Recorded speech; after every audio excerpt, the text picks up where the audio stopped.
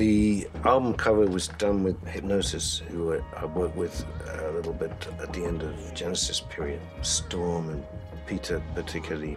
And I think they are very important in the way that album sleeves have developed over the years. This was actually his car that I was sitting in on the front cover. And I liked the idea of the water and the sort of black and white and blue color. One idea I'd had for that first cover too was to do mirrored contact lenses, and it took me about a month to find someone who would manufacture mirrored contact lenses. But they made me sign something that if I damaged my eye, they wouldn't take any responsibility. They were very painful to wear, but the effect was fantastic. It was like having steel balls for eyes.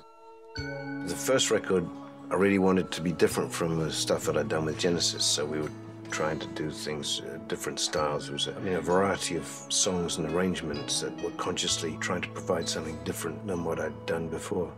Bob Ezrin I'd chosen having met with many different producers, and he was based in Toronto at the time. And we were working in his studio there, and there was a selection of people that he'd recommended and some that I'd brought in. I think really it took me 3 albums probably to get confidence and find out what I could do that made me, I think, different from other people.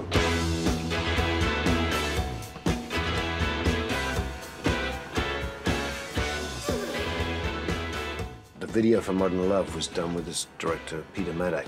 I'd seen the film The Ruling Class, which I really enjoyed. He did that with me in Shepherd's Bush, and they were just putting in this new shopping center, I think, and with escalators, moving escalators, which seemed very of the future at the time.